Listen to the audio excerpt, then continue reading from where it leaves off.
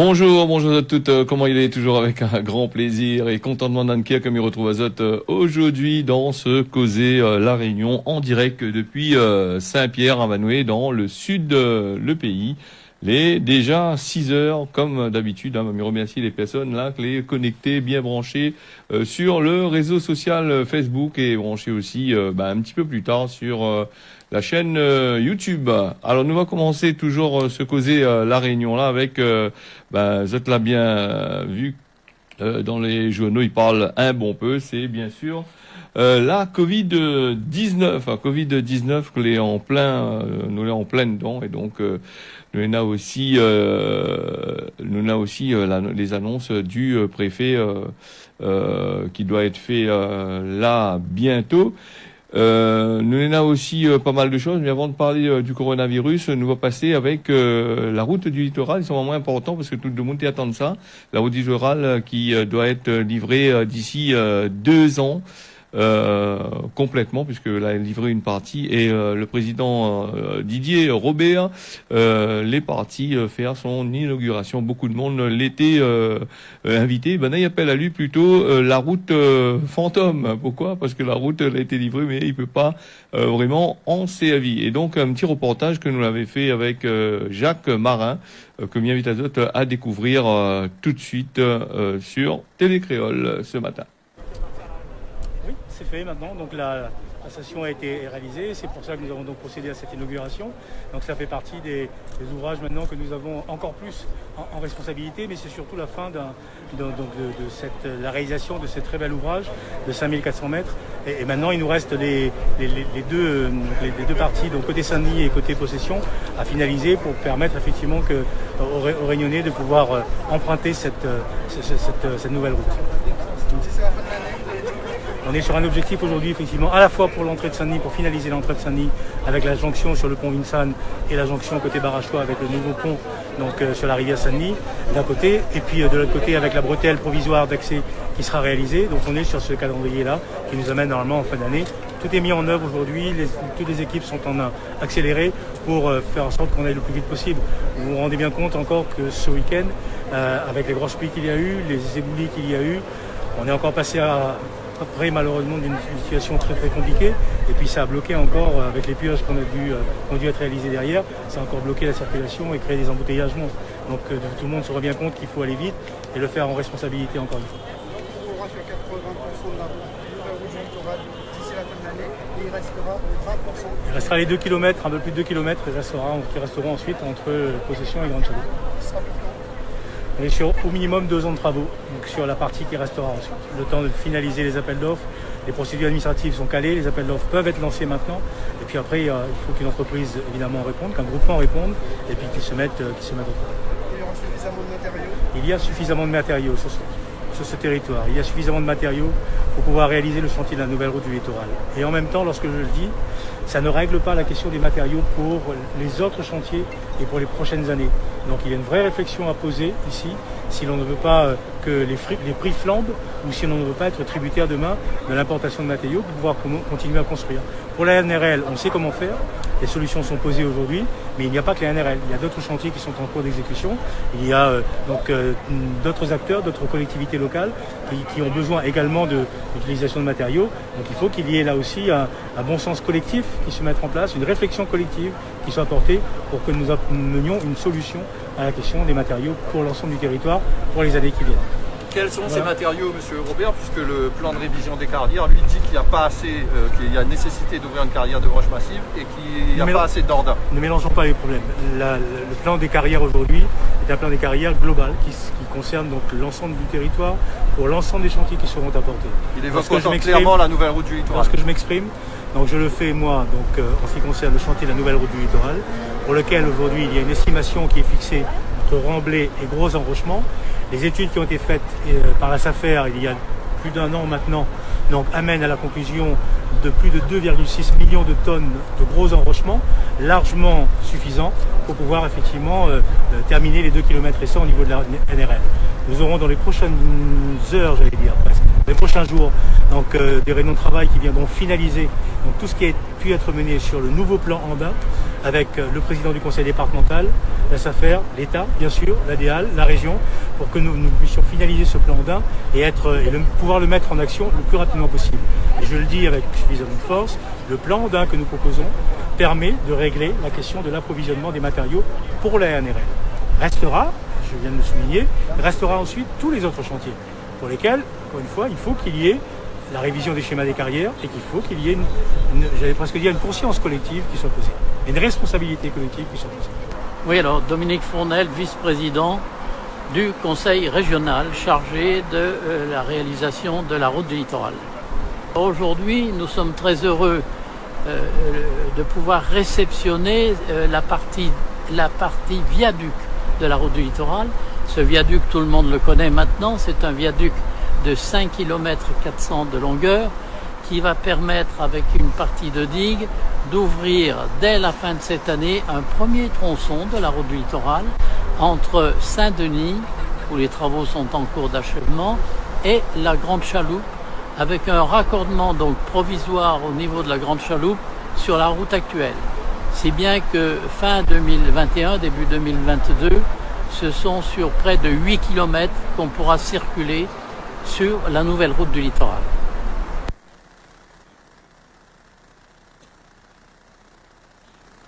Une partie qui a été livrée. Apparemment, un petit souci avec le micro qui est un petit peu trop fort. Des fois, il arrive ce matin, on est en train de mailler un petit peu là directement. C'est pas grave de toute façon. Donc la route du littoral, comme disait Monsieur Robert, le président de la région.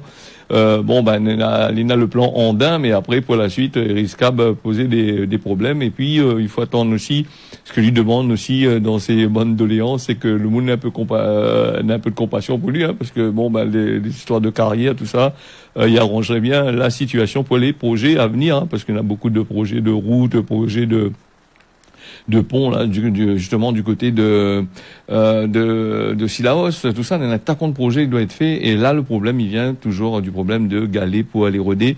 Et s'il roule pas les carrières, hein, comme il dit, on aura des soucis pour l'achèvement de pas mal de projets. Bon, nous fermons là-dessus, on aura l'occasion bien sûr de revenir. Hein, c'est une affaire qui bouge pas, la route littorale là, on a encore 2-3 kilomètres encore pour faire.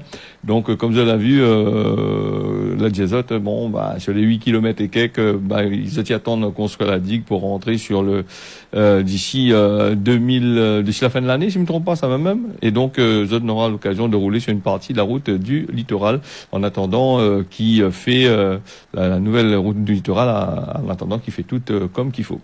Nous va passer avec justement ça il rentre aussi dans le cadre des élections d'après ce que Banay dit, et après la route Banay appelle ça la route fantôme. Donc il veut dire c'est une route il gagne pas en servir que les fantômes qui viennent sur. Mais que j'ai pas entendu parler de ça en Banay dit dans un peu partout.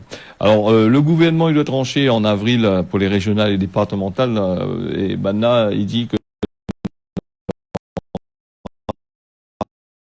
peut-être surtout avec des annonces comme ça dans sa zote après là, il risque de faire un report avec les élections régionales et départementales qui étaient prévues en mars 2021 là, en ce mois de mars là. Donc nous n'aura aussi les reportés seront reportés vers le 13 et le 20 juin.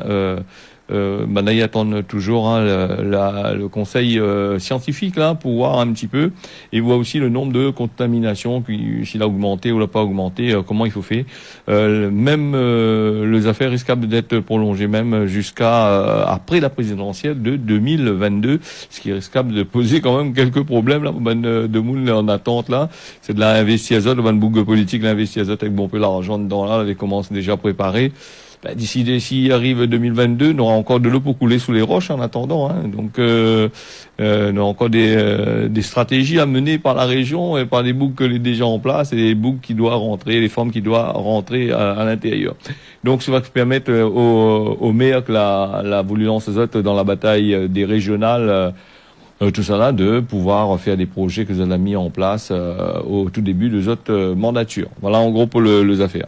Et si m'y revient avec le Covid-19 ici à La Réunion, le taux d'incidence il grimpe à 120, d'après ce que a été dit, hein, avec le nouveau point qui a été fait là, 1025 nouveaux cas et 13 décès en une semaine. après avoir annoncé que les affaires étaient stabilisées, hein, et avec dans le cœur, dans le corps, dans l'esprit, comme on a dit, en attendant, en pensant, en faisant ce que vous avez fait là, le couvre-feu n'aurait baissé. Alors apparemment non, il passe pas, hein, un petit peu comme Macron l'avait dit, hein, il a fait des actions de l'autre côté là-bas.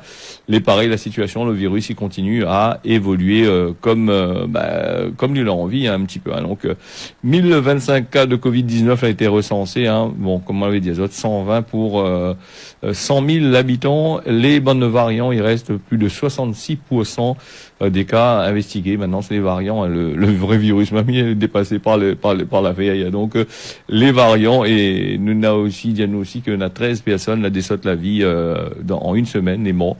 Une personne, un moun a été sorti dans l'évacuation sanitaire. Hein. Le plus jeune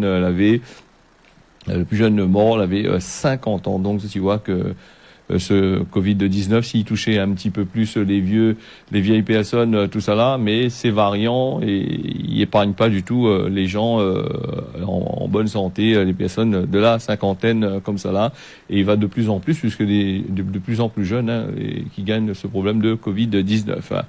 Alors, les chiffres sur ces 7 derniers jours, ils montrent une augmentation qui est assez préoccupante, comme on a dit, hein, avec tout ça là, donc le seuil de positivité les au-dessus des 5%, et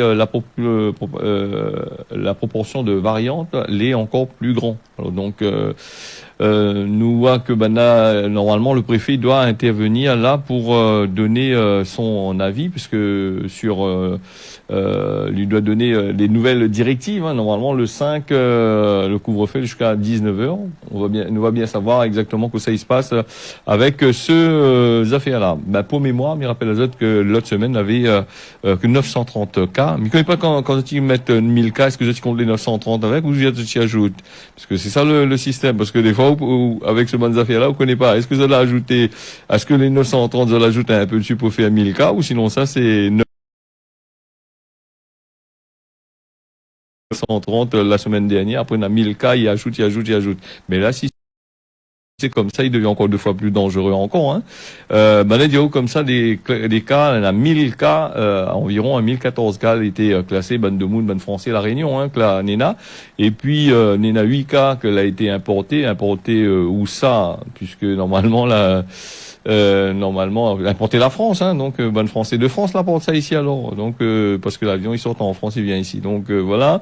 Après on a 3 cas, ils sortent d'une évacuation sanitaire du côté soit de Mayotte, soit de Madagascar, soit ailleurs. Donc du 20 au 26 mars, on a quand même 1462 tests a été fait, hein, pour identifier ces bonnes souches variants, là. Donc sur ces 1462 là, on a quand même 975 cas de variants du Covid, 902 cas de variants africains ou brésiliens, 73 du côté britannique. Une proportion, comme on a dit, il est de 66,5% contre 61,2% la semaine passée. Pour faire de un pourcentage, moi, il y a un peu, peut-être qu'on comprend pas trop le pourcentage. Donc s'il donne la quantité en chiffre, un peu compliqué. Donc voilà, donc on a aussi il y a nous qu'on a 14 828 bien précisément de guérison et 115 décès depuis le commencement de cette crise sanitaire.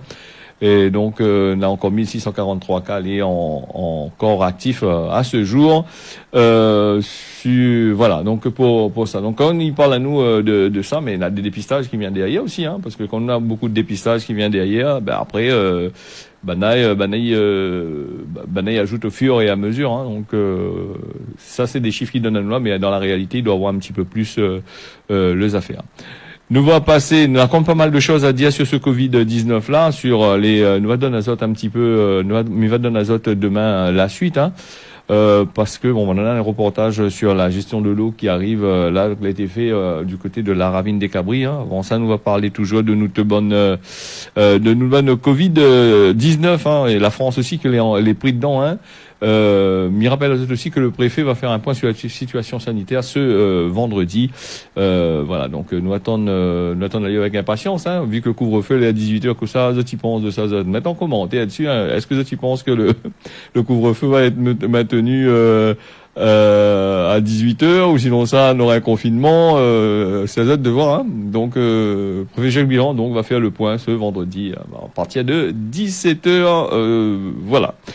Nous va passer aussi, nous va aller nous va changer un petit peu là, nous va aller voir un petit peu ce gestion de l'eau et nous revient avec la page d'actualité sur Télé Créole. Déjà 6h17 quand même.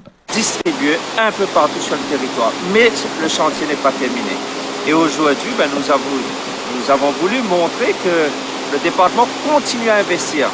Ce sont près de 10 millions d'euros qui sont investis ici à Saint-Pierre pour faire en sorte que la zone sud soit, encore une fois, mieux desservie en eau. Nous voulons amener de l'eau le plus haut possible. La commune du Tampon, par exemple, fait la démonstration qu'avec de grands réservoirs, on est capable de garder beaucoup de réserves en eau. Eh bien, c'est le challenge qui nous attend. Accompagner le chantier et faire le lien entre le maître d'œuvre, le département et les entreprises.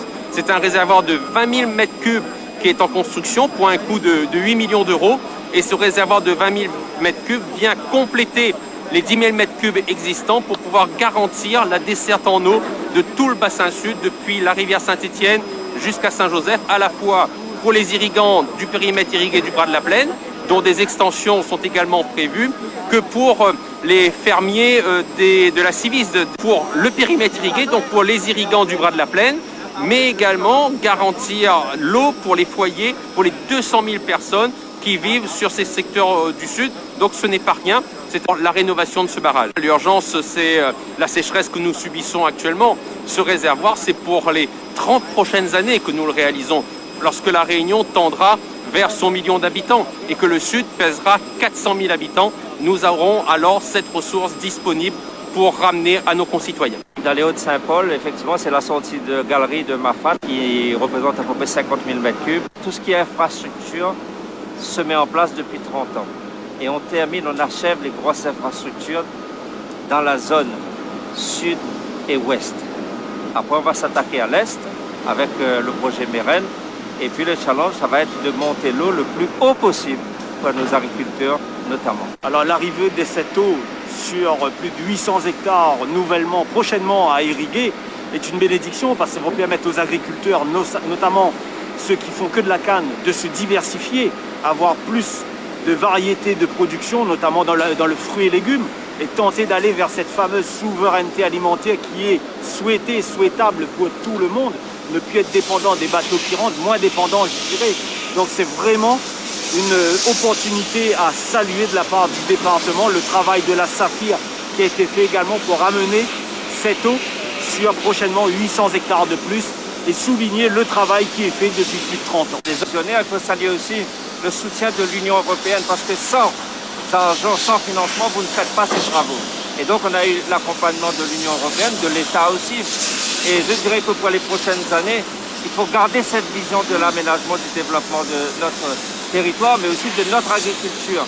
Parce que s'il n'y a pas d'eau, il n'y a pas d'agriculture. Et donc, on est sûr, avec le président de la Chambre et moi-même, le président du département, nous sommes sur la même longueur d'onde pour poursuivre les efforts en termes d'équipement et de distribution en eau. Aujourd'hui, l'utilisation de l'eau se fait de façon rationnelle. On ne gaspille pas l'eau, les agriculteurs, ils ne rouvrent pas le robinet, ils n'arrosent pas de façon inconsidérée. Donc la maîtrise technique de l'utilisation de l'eau, elle est aujourd'hui une réalité. Et je salue moi le travail qui est réalisé par la Chambre d'agriculture, comme par les professionnels, les exploitants agricoles, qui ont compris cela. Et je dis que l'eau c'est la vie, il ne faut pas la gaspiller, il faut la protéger, la préserver, il faut l'utiliser à bon escient. Et ça, il faut le dire, un gros effort a été fait par les agriculteurs. Cette eau nous permet de devenir plus souverains en matière alimentaire. Voilà, l'eau, clé très important dans la vie, elle va permettre, comme de gros projets, clé intéressant, permettre aux agriculteurs de développer des activités, de proposer à nous des produits made in Réunion, et j'espère que n'est pas trop cher quand même. Donc après, l'eau c'est la vie, quand on a regardé en dernier message, et l'eau c'est la vie, et on a aussi des grands bassins que les fait comme ça. La route littorale va gagner un peu galer en dedans, donc tout ça fouillage qu'on est là.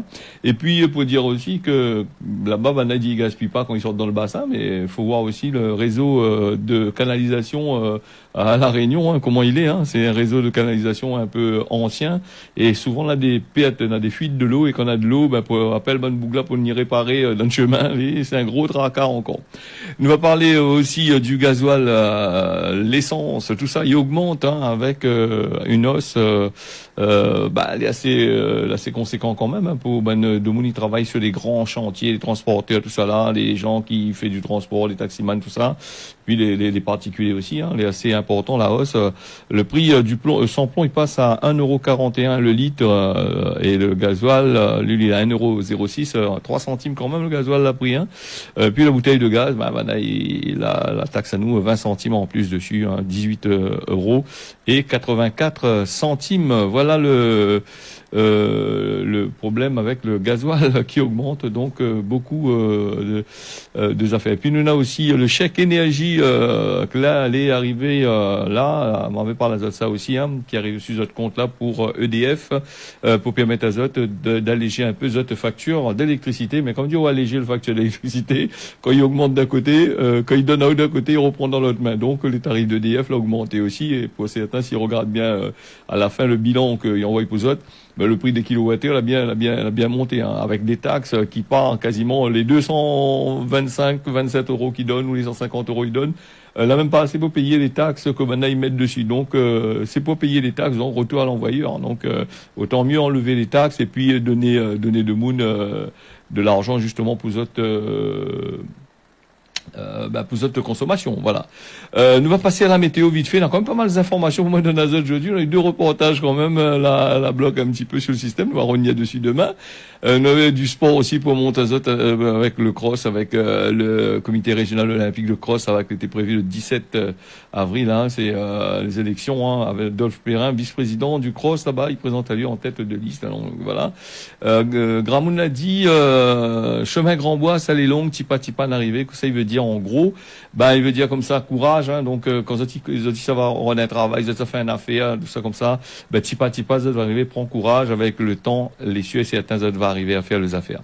Nous allons passer avec la météo d'aujourd'hui, avec la Réunion le matin, le temps sera couvert avec 1 degré, la pluie est prévue dans l'après-midi, puis Mayotte est dégagée le matin, la pluie sur Bouéni ce matin, et puis l'après-midi on aura aussi de la pluie du côté de Mayotte, et puis pour l'île Maurice, beau temps ce matin, avec de la pluie sur Cuopip cet après-midi, avec un temps couvert. Voilà, donc ce causer la Réunion là, l'a fini. Mi remercie à Zot d'avoir suivi ça.